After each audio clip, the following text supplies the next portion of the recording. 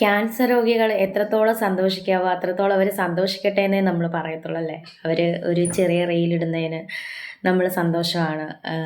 അല്ലെങ്കിൽ രേണു സുധിയുടെ കോണ്ടന്റ് എന്തെങ്കിലുമൊക്കെ ഇട്ട് തരും. ആഴ്ചയിൽ 2-3 കോണ്ടന്റ് ചെയ്യാനുള്ള വകുപ്പ് അവർ തന്നെ ഇട്ട് തരും. ഇപ്പൊ ഞാനിത് ആക്ച്വലി 2 ദിവസം മുമ്പ് ചെയ്യേണ്ടതായിരുന്നു. അതായത് സന്ദീപ് എന്ന് പറഞ്ഞാൽ നമ്മുടെ എല്ലാവരുടെയും സുഹൃത്താണ്, യൂട്യൂബറാണ്. സന്ദീപ് എടപ്പാൾ പുള്ളിയുടെ ഒരു ഇഷ്യൂ വന്നിട്ടുണ്ടായിരുന്നല്ലോ ഈ അടുത്ത്. അപ്പൊ അതിന് റിലേറ്റഡ് ആയിട്ട് ഞാൻ രേണുവിന്റെ അക്കൗണ്ടിൽ ഒരു വീഡിയോ ഉണ്ടപ്പോഴേക്കും ഞാൻ ചിന്തിച്ചു പോയി, പൊന്നൊരുക്കുന്നോർത്ത് പൂച്ചക്ക് എന്താ കാര്യം എന്നുള്ള കാര്യം ഇവരായിട്ട് റിലേറ്റഡ് ആയിട്ടുള്ള കാര്യമേ അല്ല അത്. പിന്നെ എന്തിനാണ് അവർ ആ റീലുണ്ടെന്ന് അതിന്റെ അകത്ത് എടുത്തിട്ടാണ് ഞാൻ ചിന്തിച്ചു പോയിട്ടുണ്ടായിരുന്നു. അപ്പൊ ഈ വക കാര്യങ്ങളെല്ലാം നമ്മൾ ഈ വീഡിയോയിൽ ചർച്ച ചെയ്യുന്നുണ്ട്. അപ്പൊ നമുക്ക് തുടങ്ങാം. ക്യാൻസർ രോഗികൾ എത്രത്തോളം സന്തോഷിക്കാവോ അത്രത്തോളം അവർ സന്തോഷിക്കട്ടെ എന്നേ നമ്മൾ പറയത്തുള്ളൂ അല്ലേ. അവർ ഒരു ചെറിയ റീലിടുന്നതിന് നമ്മൾ സന്തോഷമാണ്.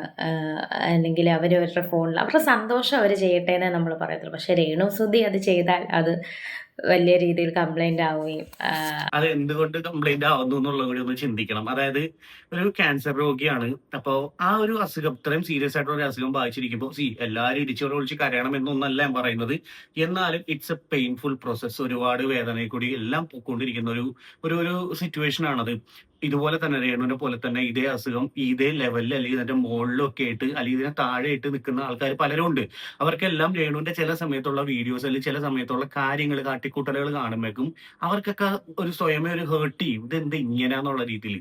കാര്യം ഇതൊരു എന്താ പറയാ, മാനസികമായിട്ട് പോലും ഓരോരുത്തർ തളർന്നു പോകുന്ന ഒരു അസുഖം. ചിലപ്പോൾ രേണുവിനെ ഹെൽപ്പ് ചെയ്യാനും സപ്പോർട്ട് ചെയ്യാനും മെന്റലി സപ്പോർട്ട് ചെയ്യാനൊക്കെ ഒരുപാട് പേരുണ്ടാവും. അതുകൊണ്ടായിരിക്കും ഇങ്ങനെ ചിരിച്ച് കളിച്ച് നിൽക്കുന്നത്. എന്നാൽ ചിരിച്ച് കളിച്ച് നിൽക്കുന്നതും പറയാൻ പറ്റില്ല. ഇന്ന് ചിരിച്ച് കളിച്ചിട്ട് ഒരു വീഡിയോ ഇടുകയാണെങ്കിൽ നാളെ കരച്ചിലും ബീച്ചിലും ആയിരിക്കും.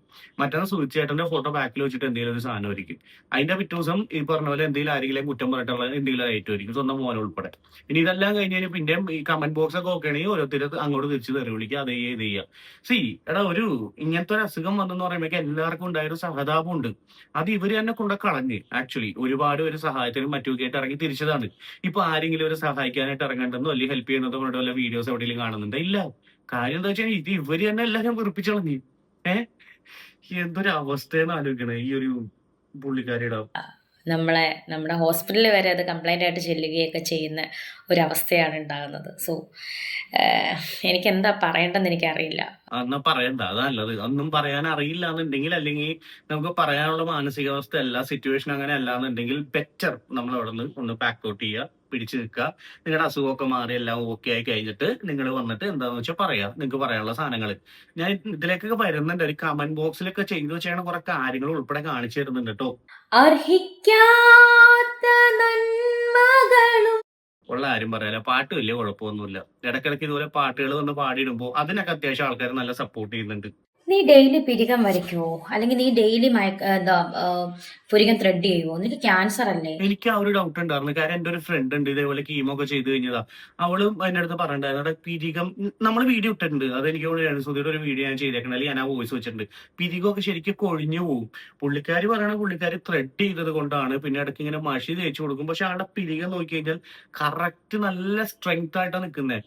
മേ ബി ആ ഒരു ജനറ്റിക് അങ്ങനെ ആയിരിക്കും, ജീൻ അങ്ങനെ ആയിരിക്കും. കാര്യം പിരികത്തിന്റെ ഒന്നും പോകത്തില്ല. പക്ഷെ കീമോതെറാപ്പി കഴിയുമ്പോഴേക്കും സ്വാഭാവികമായിട്ട് അതിലൊക്കെ ഒരുപാട് മാറ്റങ്ങൾ വരേണ്ടതാണ്. ഇത് മുടി മാത്രമേ പോകുന്നുള്ളൂ.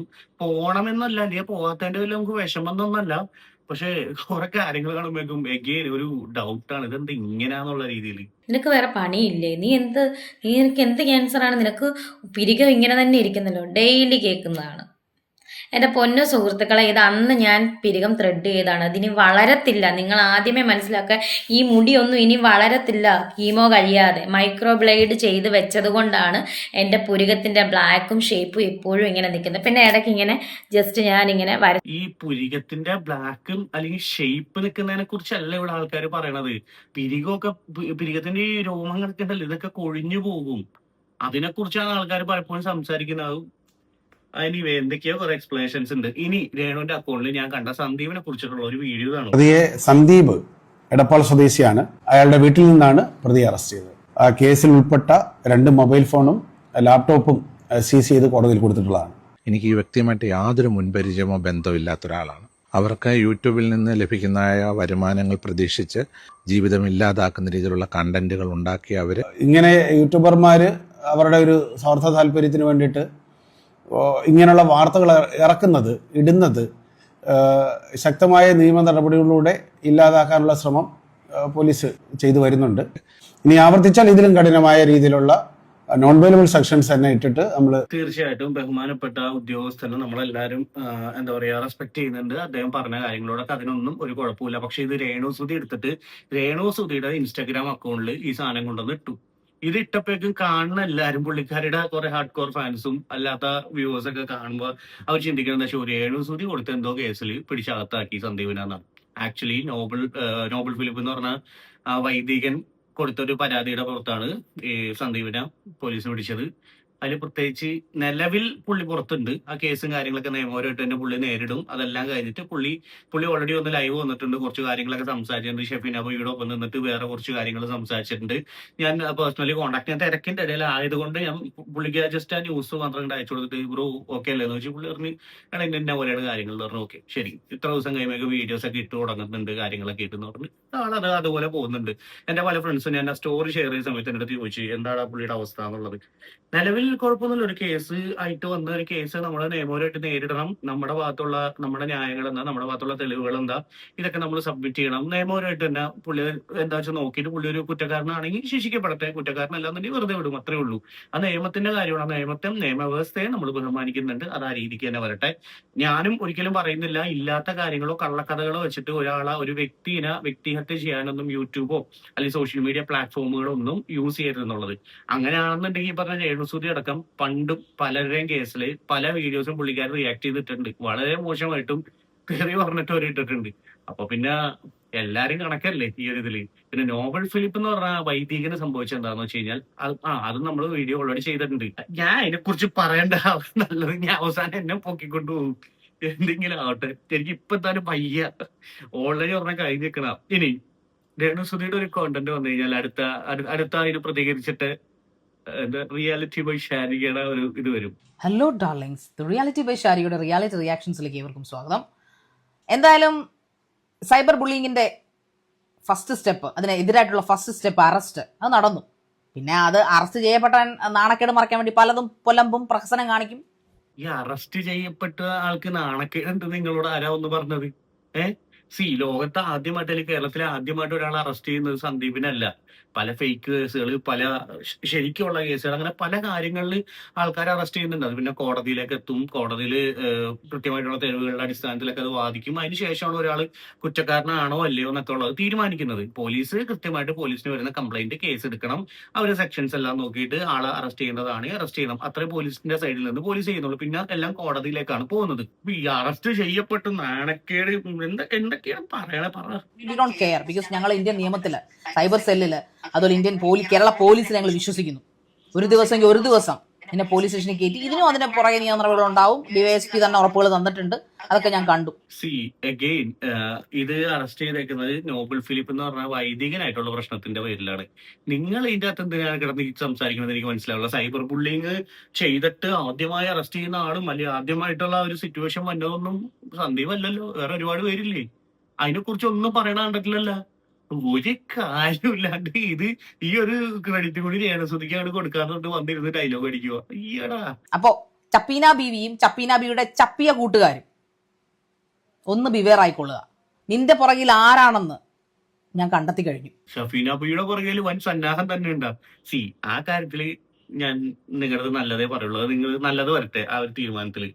കാര്യം ആ പറഞ്ഞ പുള്ളിക്കാരന് എനിക്ക് വലിയ കാര്യമായിട്ട് ഇഷ്ടമൊന്നുമല്ല. പുള്ളിക്കാരി പറഞ്ഞു വെച്ച കുറച്ച് കാര്യങ്ങളും ചില വീഡിയോസിന്റെ പേരിൽ എനിക്ക് ഇഷ്ടമല്ല. ബേസിക്കലി എനിക്ക് വലിയ താല്പര്യമൊന്നും ഇല്ലാത്തൊരു വ്യക്തിയാണ്. അതിന് എന്തെങ്കിലും മോശമായിട്ട് സംസാരിച്ചിട്ടുണ്ട്, അത് ആരെങ്കിലും മെന്റലി അല്ലെങ്കിൽ ഹേർട്ട് ചെയ്തിട്ടുണ്ടെങ്കിൽ ഓഫ് കോഴ്സ് ഷാരികയുടെ ഇൻവെസ്റ്റിഗേറ്റീവ് ടീമിനെ വെച്ചിട്ട് അത് അന്വേഷിച്ചിട്ട്, ഇപ്പോഴും കേരള പോലീസിൽ വിശ്വാസം ഇല്ലാത്തതുകൊണ്ടാണോ സ്വന്തമായിട്ട് ഇൻവെസ്റ്റിഗേറ്റ് ചെയ്യണേ? വാട്ട് എവർ ഇറ്റ് ഈസ്, നമ്മുടെയൊക്കെ പണി കളയോടെ. എന്തായാലും അതൊക്കെ കൃത്യമായിട്ട് അന്വേഷിക്കുക കേട്ടോ. അതിന്റെ കൃത്യമായ വിവരങ്ങളും കാര്യങ്ങളും എല്ലാം ഞാൻ ശേഖരിക്കുമല്ലോ, എന്നിലേക്ക് വന്നുകൊണ്ടിരിക്കുകയാണ്. വോയിസ് ഓവറുകൾ, തെളിവുകള്, വീഡിയോസ്, ഇതൊന്നും ഞാൻ എന്റെ ചാനൽ ഇടാത്തത് വേറൊന്നും കൊണ്ടല്ല. നിന്നെ ചാനലിൽ കൂടിയിട്ട് കാണിച്ചൊക്കെ ആൾക്കാർ കണ്ട കാര്യങ്ങളും അറിഞ്ഞ അവർക്കൊക്കെ അറിയാം. നിന്നെ ഇനി എനിക്ക് ഏൽപ്പിക്കേണ്ട നിയമത്തിലാണ്, നിന്നെ നിന്റെ കൂട്ടാളികളെ. നീ ഒറ്റയ്ക്കല്ലെന്ന് എനിക്കറിയാം. നിന്റെ യഥാർത്ഥ അജണ്ട എന്തുവാണെന്ന് എനിക്കറിയാം. പണി ചെയ്യാതെ മെയ്യനങ്ങാതെ ഓരോ ഫാമിലിയിലും കയറി കളിച്ച് പൈസ ഉണ്ടാക്കുക. ഓക്കെ, അതും ഞാൻ അക്സെപ്റ്റ് ചെയ്യുന്നു. ഒരാവശ്യമില്ലാത്ത കുറെ കാര്യങ്ങളാണ് ഷെഫീന ബീവി ചില സമയത്ത് ചില കോണ്ടന്റ് ഒക്കെ കാണുമ്പോൾ ഞാൻ വിചാരിക്കും ഇവർക്ക് എന്ത് വയ്യേ. അവരുടെ ഒരു ഹെൽത്ത് സിറ്റുവേഷൻ വെച്ചിട്ട് ഇതൊക്കെ മിസ്യൂസ് ചെയ്യുന്നതാണോ എന്ന് പോലും തോന്നിയിട്ടുണ്ട് ചില സമയത്ത്. എല്ലാ കണ്ടന്റിലും അല്ല ട്ടോ, ചില കോണ്ടന്റ്സിൽ. മാനിപ്പുലേറ്റ് ചെയ്ത് അവരുടെ കൂട്ടത്തിലുണ്ടെന്ന് വരുത്തി തീർക്കുക. അവസാനം അത് എന്തിലേക്ക് ചെല്ലും? അവരെ ഭീഷണിയിലേക്ക് ചെല്ലും, ബ്ലാക്ക് മെയിലിംഗിലേക്ക് ചെല്ലും. ബ്ലാക്ക് മെയിൽ ആണ് മെയിൻ, ബിഗിലെ എന്ന് പറയുന്ന പോലെ ബ്ലാക്ക് മെയിലിംഗ് ആണ് നിന്റെ മെയിൻ. അപ്പോ ഇനി നിർത്തിക്കോ നീ അത്. നീയും നിന്നെ സഹായിക്കുന്ന കുറെ ചന്ത കൂട്ടുകാർ നിനക്കൊണ്ടെന്ന് എനിക്കറിയാം. ചന്ത കൂട്ടുകാരെന്ന് പറയാൻ പറ്റത്തില്ല, ചന്ത വ്ളോഗേഴ്സ്. എല്ലാ കൂട്ടത്തിൽ കൂട്ടണ്ട, നമ്മള് അതല്ല. പിന്നെ യൂട്യൂബില് ഇൻസ്റ്റയിൽ ഇടുന്ന എന്റെ കണ്ടന്റ് ടോട്ടലി ഡിഫറെന്റ്. എന്റെ ഇൻസ്റ്റ ഫോളോ ചെയ്യുന്നവർക്ക് അറിയാം. നമ്മള് അത്യാവശ്യം വാലിഡ് ആയിട്ടുള്ള എന്തെങ്കിലും കുറച്ച് സാധനങ്ങളൊക്കെ ഇടാറുള്ളൂ. യൂട്യൂബിലേക്ക് വരുമ്പോൾ എന്ന് വെച്ച് കഴിഞ്ഞാൽ യൂട്യൂബിന്റെ ഒരു സെല്ലിംഗ് പോയിന്റും അല്ലെന്നുണ്ടെങ്കിൽ കോണ്ടന്റിന്റെ ഒരു രീതിയൊക്കെ വേറെയാണ്. ഇതേ സാധനം തന്നെ ഫേസ്ബുക്കിലേക്ക് വരുമ്പോഴേക്കും എൻറ്റയർലി ഡിഫറെന്റ് ആണ്. ഫേസ്ബുക്കിലാണെന്നുണ്ടെങ്കിൽ അവരാധമാണ് ഏറ്റവും കൂടുതൽ റണ്ണാണ്. പക്ഷെ ഞാൻ ചെയ്യാറില്ല. യൂട്യൂബിൽ ഇടുന്ന വീഡിയോസ് ആണ് ഞാൻ ഫേസ്ബുക്കിലേക്ക് ഇടാറ്. എന്നാലും ഒരു മിനിമം ക്വാളിറ്റി എങ്കിലും കീപ്പ് ചെയ്യാൻ നോക്കാറുണ്ട്. എസ്പെഷ്യലി നമ്മൾ സംസാരിക്കുന്ന രീതിയിലാണെങ്കിൽ പോലും ഒരു മിനിമം ക്വാളിറ്റി കീപ്പ് ചെയ്തിട്ടാണ് ഞാൻ കോണ്ടന്റ് ഡെലിവറി ചെയ്യാറ്. ഇപ്പൊ ഇൻസ്റ്റയിലേക്ക് അധികം ശ്രദ്ധിക്കുന്നില്ല. പല കംപ്ലൈന്റ്സ് വന്നു തുടങ്ങി. ഫോളോവേഴ്സ് കൗണ്ട് ഒക്കെ നല്ല രീതിയിൽ ഇടിഞ്ഞു കുത്തി തുടങ്ങി. എന്തെങ്കിലും ആവട്ടെ, വന്നോടത്ത് വെച്ചാണ് കഷ്ടപ്പെട്ട് ഉണ്ടാക്കിയതല്ലേ. അപ്പൊ ഇതൊക്കെയാണ് ഷാരികക്ക് പറയാനുള്ള. എന്തൊക്കെയോ വന്നിരുന്ന് പറയുന്നുണ്ട്. ഈ ഇരുട്ടത്ത് വന്നിട്ട് ലൈറ്റും കത്തിച്ച് ഇങ്ങനെ വന്നിട്ട് ഒരു സാധനം ചെയ്യുന്ന ഒരു രീതി ഇപ്പൊ കുറച്ച് ദിവസമായിട്ട് കുറച്ച് തവണയായിട്ട് ഞാൻ ശ്രദ്ധിക്കുന്നുണ്ട്. എന്നാലും കുഴപ്പമില്ല. ആദ്യത്തെ ആ ഒരു ഇൻട്രോ കൊടുക്കുന്നത് ഒരുമാതിരി എങ്ങനെ സ്റ്റൈൽ അതൊന്ന് മാറ്റി പിടിച്ച് കഴിഞ്ഞാൽ നൈസായിരിക്കും കേട്ടോ. വേറെ കുഴപ്പമൊന്നുമില്ല. രേണു സുധിയുടെ എന്താണിത്, വീടിന്റെ മുറ്റത്ത് ഇറങ്ങിയാൽ കംപ്ലാന്റ് ചെയ്യില്ലല്ലോ അല്ലേ? കൻസാറ് രോഗി ആയ രേണു സുധിക്കു സാധിക്കാം. പക്ഷേ ഇത് എന്തിനു പറ്റാനിത്? എന്തോ ഒരു സാധനത്തിന് പാടില്ലല്ലോ. തിയറി തത്ത അന്നേരം കംപ്ലൈന്റ് ചെയ്യിത്തല്ലോ.